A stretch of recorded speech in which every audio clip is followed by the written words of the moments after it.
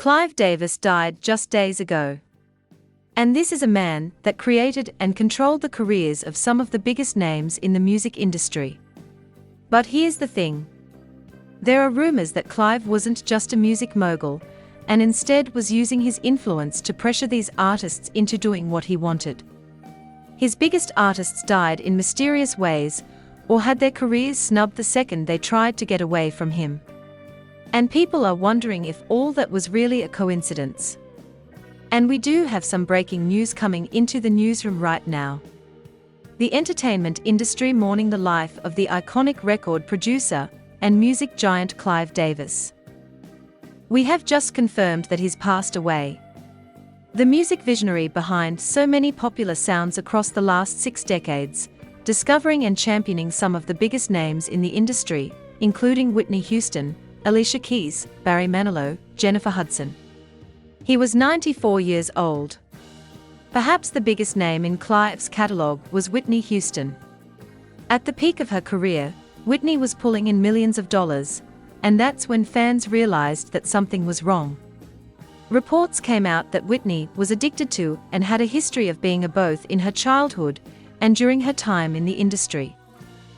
Whitney never revealed the name of the person who assaulted her, but it was because of this trauma that she started using drugs. Perhaps the film's biggest revelation. Whitney was allegedly sexually moist as a child. Pat says Whitney never told her who, but that she did talk about the alleged experience. Did you know? We talked about it, but it was referencing my daughter. You know, we would travel with work. We would argue about me leaving Rihi behind. And I never could understood why she was so adamant about her being on the road with us. And that's when she talked to me very briefly, you know, about her situation. And I understood at that point and just let it go. I suspected that there was some kind of trauma in her childhood just because of the way she acted, the way she talked in some interviews about her childhood, and about how she felt about children, how she wanted to protect children. Then in 2001, things got even worse. Whitney was battling addiction, and this was the first time that the public found out. During the Michael Jackson 30th anniversary special concert at Madison Square Garden, which took place on September 7th and 10th, 2001, Whitney Houston performed at the tribute event, and her appearance sparked widespread public concern. Houston looked notably gaunt and thin, and her performance was seen by many as erratic. It became one of the most talked about moments people point to as an early public sign of her struggles with addiction, well before she spoke about it openly in her 2002 Diane Sawyer interview. Never able to talk about it to her mother, or to a professional, who was trying to help her perhaps with her addiction. You know, she did a lot of therapy and that kind of thing, but she would never open up about this to anyone. The film also revealing the shocking extent of the drug by the chart-topping legend. Her drug of choice was she used and she drank. The family's roots began on the mean streets of Newark, New Jersey. Gary says hard were a part of his life from an early age. I've been turned on to at 10 years old. At 10 years old. At 10 years old. Yeah. And I did with Whitney, you know, from time to time, but we were in a different room. I never did with her or me and her together, because it would kind of separate us in distance. Crack rehab fails. First of all, let's get one finger straight. Crack is cheap. I make too much money to ever smoke. That's straight. Okay. We don't do crack. We don't do that. Your crack is whack. Is it alcohol? Is it marijuana? Is it cocaine? Is it pills? It has been at times, all at times. If you had to name the devil for you, the biggest devil among them, that would be me. I could tell you that I am not self-destructive. I'm not a person who wants to die. I'm a person who has life and wants to live. Despite knowing how sick Whitney was and how much she needed help, Clive continuously pushed her to perform and stay in the industry. In his own words, Clive was the only person that Whitney trusted, and he misused that trust. He would send her into interviews just to generate controversy, and not one person around her cared. Not her family and not her friends. Whitney was clearly in need of help, but everyone only cared about the money. Are you just watching TV? We are just yeah. And doing yeah. Yeah. We smoking. Yeah. No, we were lacing our with yeah. It wasn't we didn't know stuff. We weren't buying like $20 jumbos. We were buying paying money. Yeah. We were buying key like ounce and we would have our for like, but you were freebasing basically. Yeah. Yeah. An hour and we weren't doing a glass. We weren't doing like smoking. Yeah. We didn't get that far. No, you did not. No? Oh, no. So, what are you smoking with? How you put it in your mouth over okay? Okay. Go with me here. Okay. Go. I'm going with you put in your mouth. You lace it. You roll it up and you smoke it. And you're weak. It's just another form. It's like almost like speedballing, but you level it off with okay. Okay. So, your choice was we combined with rock go with rock. Yes. Things continued to get worse until one day Whitney allegedly met Clive Davis in his office and told him that she wanted to get help and she was going to quit everything for her daughter. She also stated that she wanted to release more music and get back on the stage. Just 1 month after this conversation on February 11, 2012, at the Beverly Hilton Hotel in Beverly Hills, California, on the eve of a pre-Grammy party, Whitney was found. They was pulled from the bathtub. She was found face down in a water-filled bathtub with drugs nearby. So, what happened to that now infamous hotel room here at the Beverly Hilton? Whitney Houston was an icon with such a huge following. You'd think that room might become a magnet for tourists, but the hotel made sure that didn't happen. This one is where she actually died in. Notice they took the number off the door.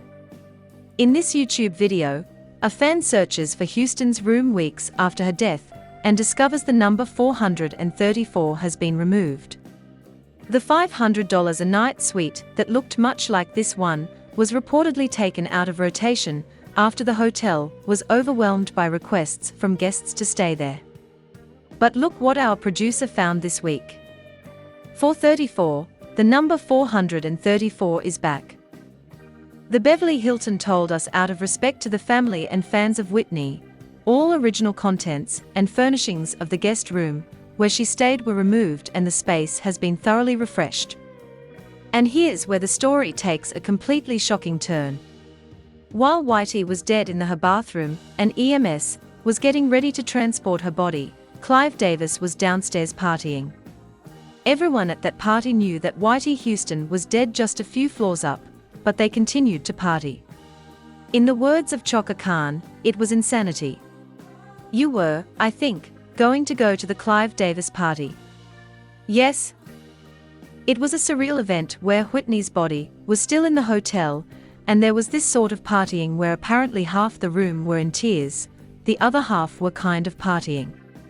What did you feel about that? I thought that was complete insanity. And knowing Whitney, I don't believe that she would have said the show must go on.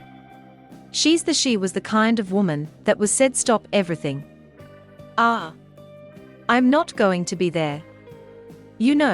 I don't know what could motivate a person to have a party in a building where the person whose life he had influenced so enormously, and whose life had been affected by her. So another day they were like I don't understand how that I had Clive Davis by pure chance in here on Friday night with Jennifer Hudson, and he obviously worshipped Whitney, and I think he must have gone through agony when he heard this news knowing it was 2 or 3 hours till this event, and I think he took the decision to turn it into a tribute to her, and I understand that. He obviously was wrestling with the right thing to do. That would have been right if it would really was a true tribute. And a true tribute, might have been of Treya, A more honest tribute from in my opinion would have been maybe call everybody together. Let's say a prayer and let's eat dinner and go home.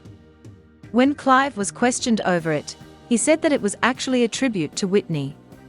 Keep in mind that this is the same person who claimed to care about Whitney and was the only one who knew that Whitney was planning to come back and be sober. Clive's behavior here is extremely suspicious, and the way he talks about it is unbelievable. I was there that historic night, that party that you throw every year, and the tragic day that she died, that there were many. Why did you let the party go on? Of course, this is a personal thing, but the Grammys were the next night. You don't cancel. You turn an evening into a tribute. You know, you did a magnificent evening. Evening into, did you give a thought to cancelling? Never. You never thought. Never. Did you ever think I know the family did not want me to give a thought to can? No. No. I've made it no secret that I just thought it was in poor taste for you to continue with the Grammy party when Whitney's body was still upstairs in the hotel room. Remember, Whitney passed away the same day as Clive. Your annual party. Why did you go on and have the party? Just asking. Well, you're a very small minority, because if you knew Whitney better, you knew she was not there to perform. Yeah. This was her favorite night of the year. She came out every year. This party was so part of her. So you're saying that so that the family, we spoke to representatives of Pat, who was a manager, and Gary, who was her brother, and her body was still upstairs. But we dedicated the evening. Whitney would have wanted this party to go on any more than the Grammys should stop. There was a packed house paying tribute. Alicia performed. Tony Bennett, Diana Krall, the Kinks had flown in from Europe, Elvis Costello, Jackson Browne, Diana Ross, Jamie Foxx, everybody celebrating the life, the memory. That was appropriate. So, I beg to differ with you. Well, we agree to disagree, and that's fine. It's not just the fact that he chose to party after Whitney died. That's suspicious. Hours before her death, Whitney actually passed a note to Brandy Norwood, her close friend. Brandy and Monica were rehearsing or doing press for Clive Davis' pre-Grammy gala performing The Boy Is Mine. Whitney showed up unexpectedly, and after their interviews, she quietly slipped Randy a note and kissed her cheek, saying, "This is for you." Allegedly, in this note she revealed that someone was after her. He discovered many artists, signed many artists, among them Shah Diddy Combs. Kelly Clarkson, who it is your exclusive, will not attend Clive Davis's funeral. Yeah, she was not there. Wasn't there? Now here's what the mainstream media will not report about Clive Davis. But it's well known in the music industry that he was a bad guy. And it's well known in the music industry that he reportedly allegedly made Sean Combs perform with him in order to get a record deal. Page 6 reporting that Suge Knight, who I believe is still in prison, himself names powerful music execs who allegedly used drugs, alcohol, and to control Diddy, Usher, and Justin Bieber. Here's Suge Knight is the former Death Row Records CEO. He's serving 28 years behind bars for running over and killing a man. Told News Nation that his artists used to only smoke weed but allegedly got into heavier drugs once they were signed. Those guys, Knight said, introduced Kane to my. I find it hard to believe that the first time they got introduced to Kane was by the likes of Clive Davis. But, you know, this is the sinister side of the music industry that nobody wants to discuss openly. And you'll read an obit of Clive Davis in the New York Times, and it'll just be what a genius he was and how many lives he changed and stars he midwifed. And it's like, no, tell the truth. We are allegedly possum too. Why are we not telling the truth, Rob? Yeah? Tell the whole story here. And it's a really dark story to tell, but it makes it more interesting. This story is a story about being a human being. And we are messy. People are messy. And whenever you try to make somebody a hero, whether it be a friend or a movie star, you're not doing them any favors. None of us are our heroes. Clive, in my opinion, was a particularly bad person. You know, early in my career, I worked with Puffy and Clive was around a lot. There would be no Puffy had there not been Clive.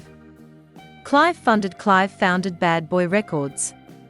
Bad Boy Records was under Arista Records. It was Clive Davis, who was an elderly man, who had not had a hit in years and was desperate to be relevant. And so, he found this up-and-coming black hip-hop gentleman that he thought he could be in business with. He could control. So many people gave Diddy that advantage, including Anna Wintour and Estee Lauder. He was the black man in a white world that they thought they could trust. And boy, did they bet on the wrong horse. But there would be no Diddy without Clive. And then there's the autopsy report, which says that Whitney died from a drug overdose and water in her lungs. This doesn't make any sense since Whitney's face wasn't even underwater when she was found. Water in her lungs and that kind of thing that would indicate drowning. Well, you know, one of the things there's no camera there, so we don't know exactly what happened, and these pathologists, I don't really envy them, have to try to piece together this story. So, you get water in your lungs if you're breathing. So, how did she get water in her lungs? Well, she either had a heart attack and slipped into the water, and she still had a few breaths, and then they came, or she blacked out. Maybe she was unconscious, because of a combination of the pain and these other medications, which they are saying did not contribute. Well, that's what I want to ask you about. And among those other medications, Xanax, which we've talked about recently on this program, Benadryl, something called Flexeril, and they said specifically these other drugs did not contribute to her death. How do you know? I mean, as a pathologist, you're the corner, you're looking at it that they didn't play any role. I spoke to one of the assistants in the coroner's office last night, who was part of this investigation. I specifically asked that question. You have Flexeril, which is a muscle, it relaxes your muscles, Xanax, which is anti-anxiety. You have Benadryl, which is an antihistamine. Each one of these can kind of space you out a little bit. And then altogether, they can have an effect. Now, he specifically said, and this is a new information that he told me last night, that the levels of those were either therapeutic or subtherapeutic. But then I said to him, okay, fine, they are therapeutic, but then in combination, can't they have an additive effect? He said, well, we are going to have to wait 2 weeks to see what the final report shows about that. So, maybe it's not 100% that they didn't contribute. Well, they are saying they didn't contribute. We and the last thing they need is some doctor 3,000 miles away second-guessing them. The way Clive acts like he wasn't surprised at all by Whitney's death, and continued to party, is what makes everyone so mad. In an interview, Clive completely changed up what he had previously said, and claimed that he was actually worried about Whitney. And Whitney had in fact listened to him, and said that he would get clean. This means that Clive knew that Whitney was off drugs and trying hard to stay sober. If he knew that, then why wasn't he surprised over the news of her death? I didn't think it because I do write in the book at length in the Whitney chapter about my spending time with her when the picture was inescapable. There were 2 times, one live where she came to my home, where we had a personal intimate conversation, and at that time she didn't feel that she had a serious problem. She didn't admit to it, but she said, if you think I have a serious problem, it's way overblown in your mind. She was not ready. And you learn that the subject has got to sink to that level that they want help, because the next year she did sink. And the next year I went to this Michael Jackson concert at Madison Square Garden, and she was almost a skeleton. And there I put in the book the letter that I wrote to her where I said, look, you've had faith in me from the beginning. She always would call me her industry father. This was more than a business relationship. I said, but the faith in every song that you've recorded, we've worked on together, I found with my A&R staff for you, have faith. The power of drugs is lethal. And it will overcome you. So I knew I did as much as I could. I do have to say that when she did her Oprah interview, she did give up drugs during that period. I always assumed post-Oprah that the only problem I had to deal with was her cigarette problem. That was what she always admitted was affecting the upper register of her voice. Ironically, 3 days before she died, while we were in Los Angeles for the party, she came to my bungalow. She looked me right in the eye. She said, "I am giving up cigarette smoking totally, not just cutting back." Some people, including Bishop Larry Gator, actually blamed Clive for Whitney's death and claimed that he's the person that arranged it. He gave her access to drugs and planted the evidence. This is why the autopsy report doesn't match up with what investigators saw at the scene. 1995 meeting in Beverly Hills in the home of Clive Davis, who was responsible for the murder of Whitney Houston. I said it. His days are numbered. And there were rappers there from all over the country. They were invited to the home of Clive Davis along with members of the CIA, FBI, which they didn't understand why the government was there, including many directors and CEOs of the private prisons throughout the United States, was at that meeting in the mansion of Clive Davis. And they were telling these rappers, "You need to create songs talking about police, calling black women bees, and you need to get more nasty so we can fill our prisons that we are building." Okay. You know what's crazy? During that time, I can recall when that gangster music came into play. That's it. And how they, I don't know if the guys rapping it really knew, but they created the atmosphere. But it went from I remember guys wanting to wear like the African chains around their neck and dancing and the haircuts, flat tops, kid and playwame, to the really thugged out and just the gang stuff. And I can recall going into like liquor stores or different places, and all they had was blue and red rags, right? It was just like that stuff was on program. Things get even weirder once you realize that Whitney's daughter died in the exact same way decades later. Whitney Houston's daughter, Bobby Christina Brown, died on July 26, 2015 at age 22, almost exactly 3.5 years after her mother on January 31, 2015. She was found unresponsive and face down in a bathtub at her home in Roswell, Georgia, in circumstances eerily similar to her mother's death. She was rushed to the hospital and placed in a medically induced coma, but she never regained consciousness. She remained in that state for about 6 months before she died. There are a lot of people out there that don't understand how hard you fought to help Chrissy to keep her here on this earth. When we really found out that Chrissy was in trouble, we were really making plans to do something about it, but it just came a little too late. She was like a second mother to Bobby Christina, Whitney's manager, confidant, and sister-in-law, who was with her 3 days before she died. Pat had planned an intervention for Chrissy and wanted to send her to rehab in California. But then what happened to Bobby Christina Brown after being found unresponsive in the bathtub? She is breathing with a ventilator. Court papers claim Nick Gordon injected Chrissy with a toxic mixture before she was found face down in the bathtub. Today, Nick remains in hiding, and many question if he had a role in her death. Pat always had her doubts and even filed a restraining order against Nick last year. Chaka is perhaps the only one who knew Whitney closely and cared about her. And she has always blamed Clive Davis for what happened. Allegedly, Whitney never even planned to be at the party that got her. It was all planned last minute by you-know-who. Yeah. And emo and frustration, emotion, and what of stress, that will really affect you profoundly if you're in a stress situation. She was being pulled, yeah. In a way that it would wear down anybody, especially with, trying to do the reality show and keep, Bobby at a certain level. Weren't you on your way to Clive's party? She's been in town for a week, and I missed her 'cause I've been on the road. So when I got back, while I was out there, I was seeing all the crap that was happening to her, and she was because before she came down to do this party. She was up in Canada shooting a movie. She's doing a great job. Doing a beautiful job soberly, but well she was had her wits about her. She was in a great place.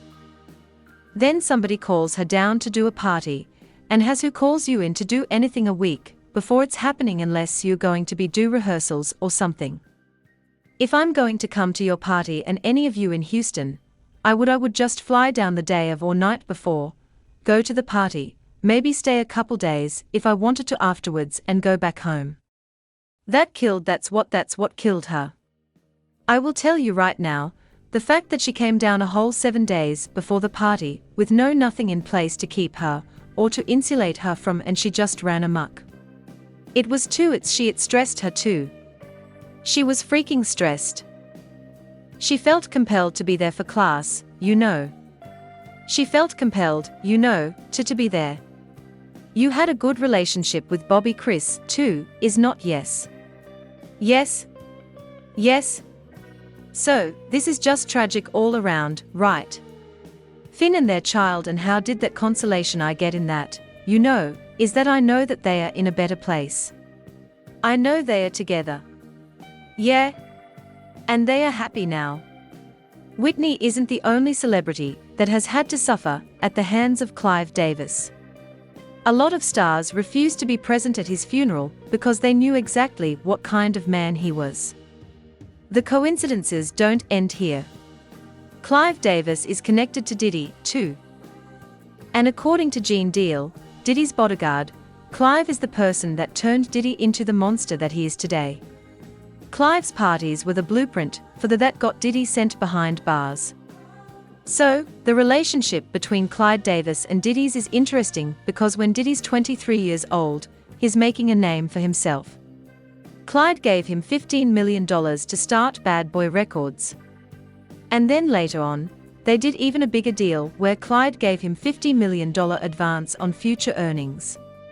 This is 5 years later in 1998, $6 million upfront payment, $700,000 annual salary, and a state-of-the-art recording studio. We are talking $2 million recording studio. This is when he went after Faith Evans. He got Biggie in the early 90s. This is when he started. But there's a relationship with Clive. And it's interesting because Clive later on they say something may have happened here cause Shook said Clive taught him the bad habits, and later on Clive comes out and says the following. Yes, record mogul Clive Davis has identified as being bisexual.